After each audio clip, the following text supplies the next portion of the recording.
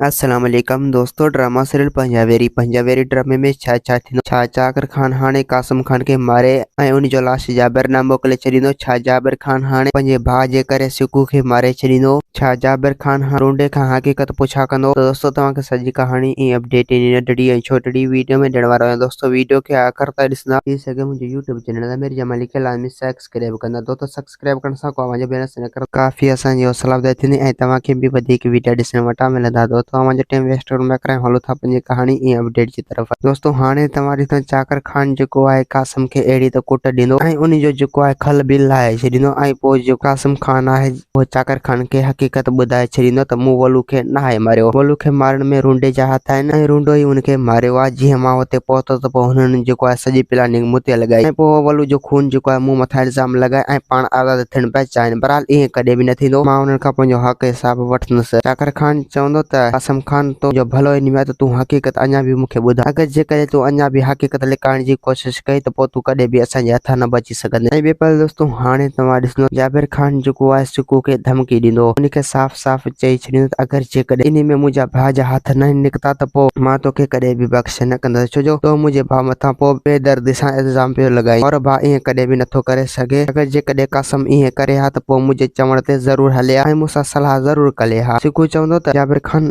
इहा सॼी तुंहिंजी चाल आहे ऐं तूं ई मुंहिंजे भाउ खे मारण जी कोशिश कई ऐं तूं पहिरियां बि धमकी ॾेई चुको आहीं मुंहिंजे भाउ खे। बहरहाल ईअं कॾहिं बि न थींदो। हाणे मां तोखे कॾहिं बि माफ़ न कंदुसि ऐं हर हाल में मां तव्हां हिक न हिक जो खून करे ऐं पंहिंजे भाउ जो पलांद तव्हां खां ज़रूर वठंदुसि। जाबिर खान चवंदो सिकू तोखे सोचे सम्झी पोइ असांखां पलांद करणो पवंदो। अगर जेकॾहिं तो ईअं कयो त मां तुंहिंजा 7 नसल ई विञाए छॾींदुसि। ऐं ॿिए पासे दोस्तों हाणे तव्हां ॾिसंदो त जाबिर खान जेको आहे रूंडे खे चवंदो तुंहिंजो भलो इन में त तूं सही सही हक़ीक़त ॿुधाए वलू खे मारण में तुंहिंजा हथ आहिनि या कासिम खान जा। दोस्तों उम्मीद त कहाणी आई हूंदी। मूंखे पसंदि असांखे ॾींदा हाणे इजाज़त। वरी तव्हां सां मिलंदासीं कंहिं नई वीडियो में। ख़ुदा हाफ़िज़।